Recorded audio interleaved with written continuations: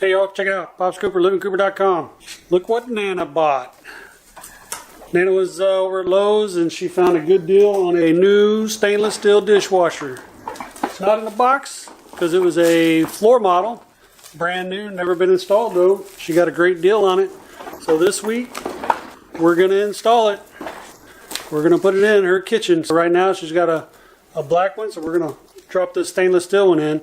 And if you see Nana back there, she's working on her next project, making a t-shirt blanket. You'll have to make sure you check out that video when it gets posted.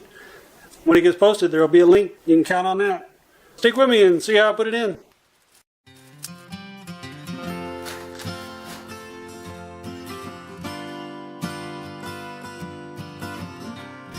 Okay, y'all, so here we go. We got the dishwasher that Nana bought. It's a Frigidaire Gallery, and she paid $270 for it. Brand new is probably around $600, something like that. So she got a pretty good deal for it, no doubt about that. So this is going to be pretty much a simple how-to, Coop simple how-to.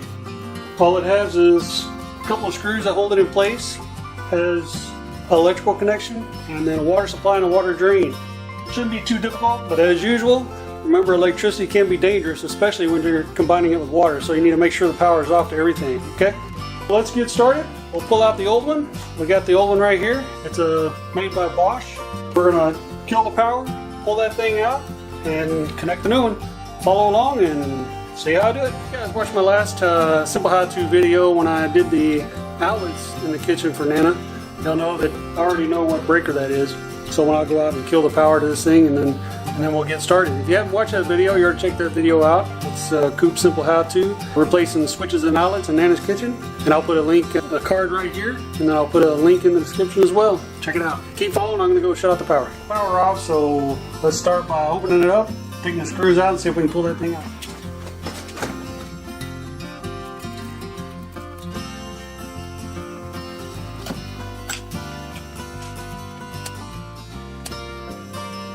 Easy as that, 2 screws it looks like. Now let's see if we can pull this thing out.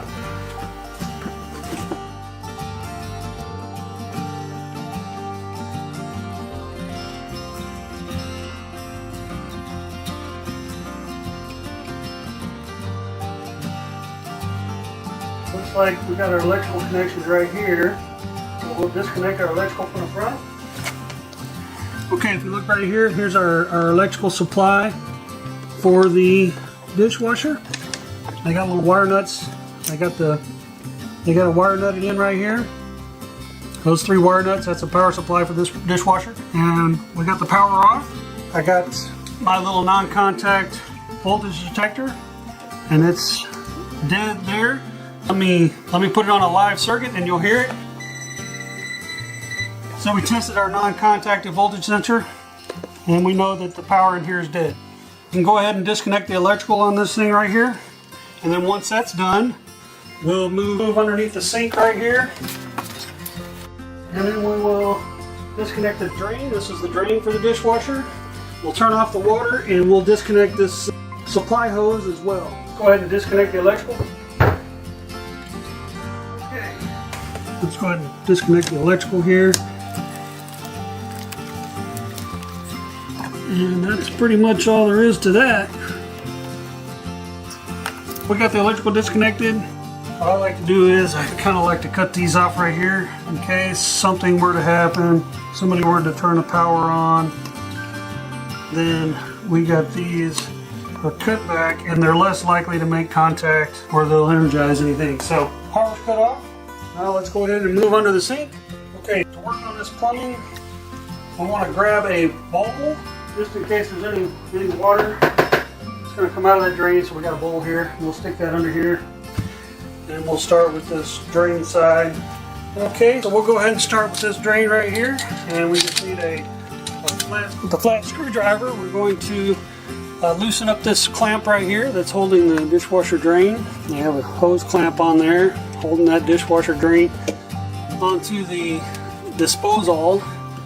That thing goes into the disposal so that in case there's some kind of food or something that gets through there, it'll get stuck in the disposal, and the disposal will pulverize it so it can go down the drain. Okay, so that's loose there. Now, on these drains, it's good to have it go up high. If you look over in this corner right here, right up there, you can see that hose is going up and then back down. It's higher than the drain on the garbage disposal, and that's so you don't get stuff from the garbage disposal backing up through the hose and going into the dishwasher. We'll need to cut that thing down real quick. Cut that down, we'll just cut that. I don't know how well you guys can see that, but there's a tie wrap on it. We'll go ahead and cut that tie wrap and it'll come down. And we got the other end in the bowl so we don't get water everywhere. Okay, I kind of drained out that hose a little bit before I cut this. Okay, so we cut that. So now we'll just kind of finagle it around and get as much water out of that hose as we can into our bowl. Alright, so we got most of the water out of there. Now we'll go ahead and we'll shut off the water and disconnect the water supply going to the dishwasher. Alright, the water's off. Now we will disconnect the water supply. I'm taking this knob off just to make it a little easier to get to that hose connection right there, which is what I'm taking off for the supply side for the dishwasher. So I'm going to get my bowl, stick my bowl under here because there might be a little water in that line that wants to come out. Now the supply hose is disconnected and the drain line is disconnected. And the electrical is disconnected. We will push the supply hose and the drain hose through this hole right here on the side of the cabinet that goes behind the dishwasher. And then we should be able to continue pulling out the dishwasher once we get those hoses pushed in there. Okay, the hoses are pushed in there. So let's go ahead and finish pulling out the dishwasher.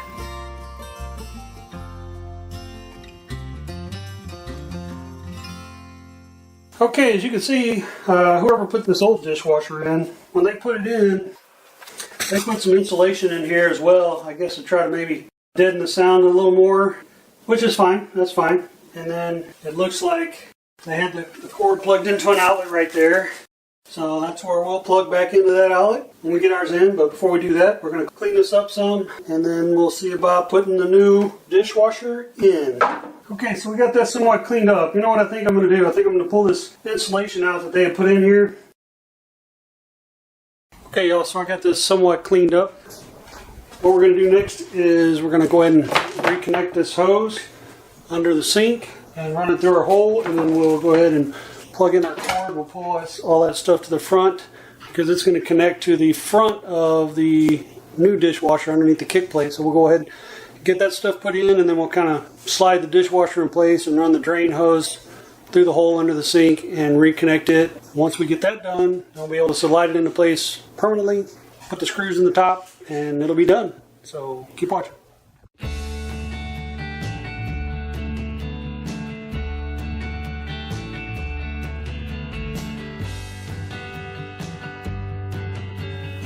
Okay, y'all, so next thing we're going to do is we're going to take this kick plate off this new unit and take a look at our connection.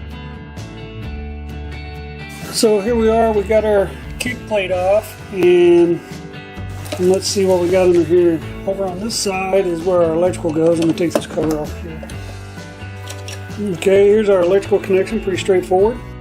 We'll be able to wire that in pretty straightforward with our power cord. On this side, I don't know how well you guys can see that. Let me see if I can bring you a little closer to take a look at that. There's a fitting. I don't recall what they call it fitting, but I'm going to have to buy an adapter for my hose anyways. So let me get the adapter for that thing, and then we'll come back and finish the install.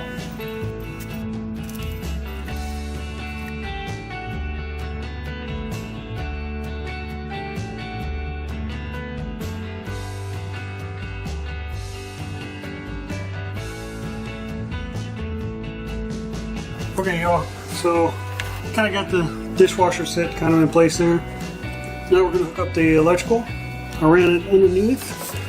It goes underneath, and so we just need to skin this back a little bit, and we'll hook it up.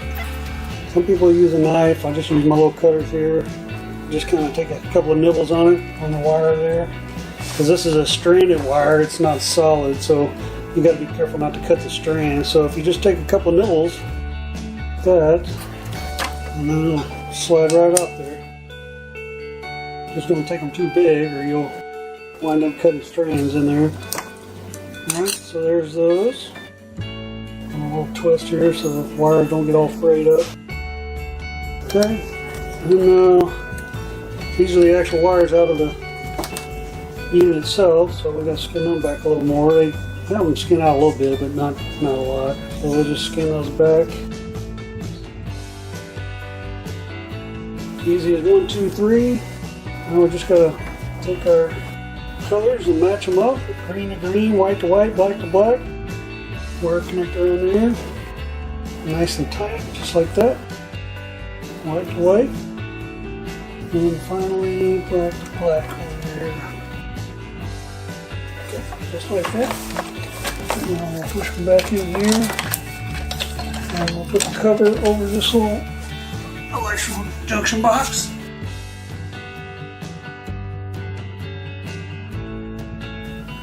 So I went and had to get a hose that would fit on this. The hose on the old dishwasher was a 3/8 to 3/8 compression, and the hose on this one needs to be a 3/8 compression to a 3/4 FHT, which is, I believe an FHT is a female hose type connection. I believe that's what that is, and it came with a little washer there. This is a 72-inch hose, so I'm hoping it's long enough, because when I measured it, I think it was about 79 inches, but hopefully 72 will work. If not, that's okay. I bought a little 3/8 inch compression to 3/8 inch compression adapter, and then I bought a little 3/8 inch to 3/8 inch compression hose to extend this one, if need be.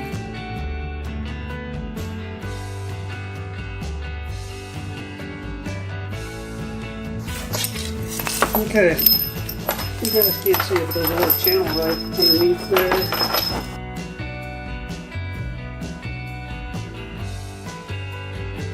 We got the little rubber gasket in here. And then okay, so we got the gasket in, and now we'll put the hose on. Here's the connection right here. Well, be careful not to cross thread this thing because it is made out of plastic. If you're not careful, it will cross thread. We don't want that, that's for sure. Alright, I think I got it. Hopefully, I can't tell, but hopefully it's not cross-threaded.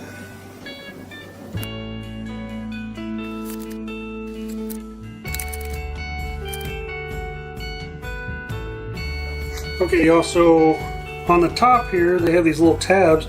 These tabs will be screwed in up under the countertop, and so I put that one on already. This is what that little tab looks like. And I'm fixing to put this one on. And it'll go right over here, just like this. And they are very pliable, so they just kind of hold it in place. And you take this, I got a little sheet metal screw right here. So you can see the two holes right here. We'll just put that in here, just like that. And now those two little tabs, when we get this thing pushed in, we'll just kind of hold it in place. Nothing fancy about it. And of course, depending on the need that you might have, you can see I can break this other little piece off right here. If it sticks out too far, whenever I get this under there, I'll see how far back it needs to go, and then I'll be able to, if I need to, break that piece off, I can break it off and put the screw in here, or even if I had to put the screw back in here, either way, I could do it. All right, let's go ahead and push this on back in.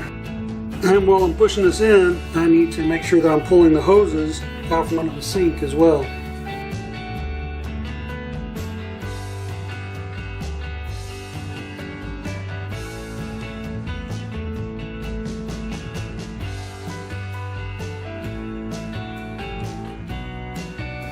Okay, next thing is pull the rack out of the bottom there, and I got this little pocket level that I'm going to use to check to make sure that the unit is level. Stick that on the inside here, and it looks like the front needs to come up and the back needs to go down together. Like this is right there. If I can put it right there, then we should be good to go. There. Check the side to side level, and we get that done. And then the feet have level on them too, so break those little tabs off. Okay, so got that in place there. Put these tabs up here and screw into. Got it leveled.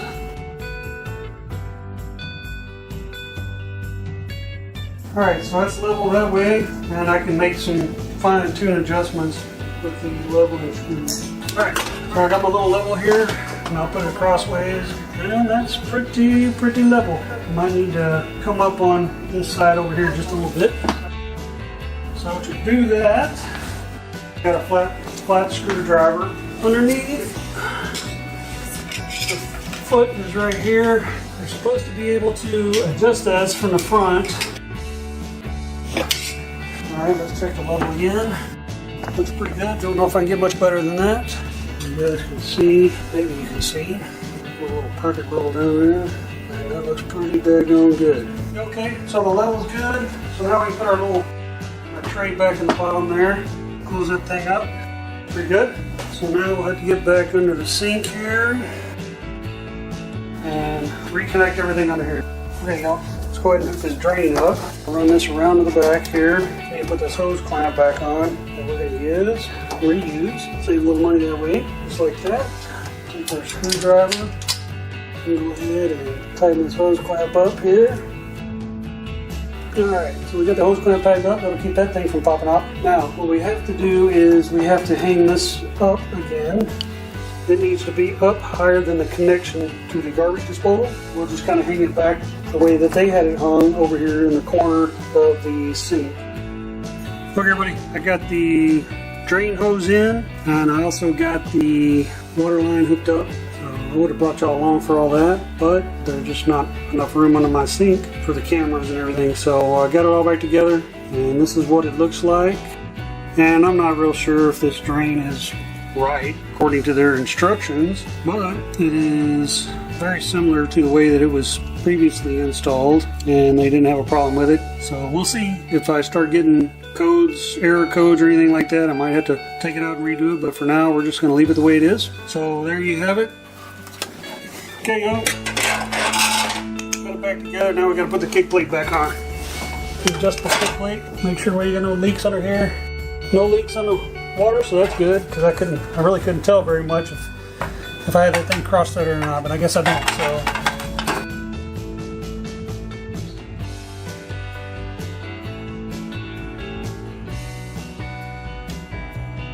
Alright, there's the adjustable kick plate is on. Okay everybody, thanks for watching. That's another Coop simple how-to, how to install a dishwasher.